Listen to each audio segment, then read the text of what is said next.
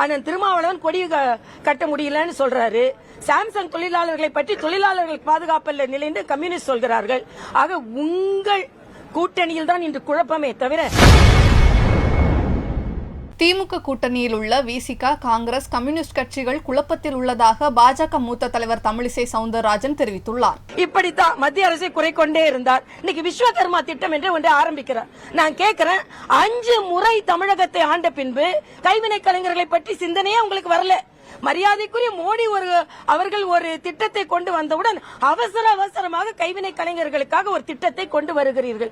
அதனால தான் இன்னைக்கு ட்விட்டர்ல பதிவு பண்ண, இந்த கலைஞர் திட்டத்திற்கு வழிவகுத்த பிரதமர் அவர்களுக்கு நன்றி.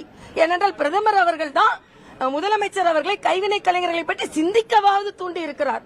அதனால முதலமைச்சர் பதற்றம் வேண்டாம், அமைதியாக இருங்கள், கவலைப்பட வேண்டாம்.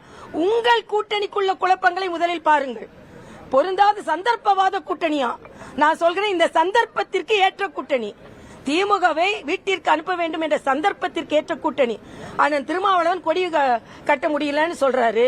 சாம்சங் தொழிலாளர்களை பற்றி தொழிலாளர்கள் பாதுகாப்பல்ல நிலைந்து கம்யூனிஸ்ட் சொல்கிறார்கள். ஒரு போஸ்டர் ஒட்ட முடியலன்னு காங்கிரஸ் தொண்டர்கள் அழுகிறார்கள். ஒரு துணை முதலமைச்சர் ஒரு போஸ்டர் ஒட்டினதுக்கு உடனே அடக்குமுறையில் கிழிக்க சொல்றீங்க.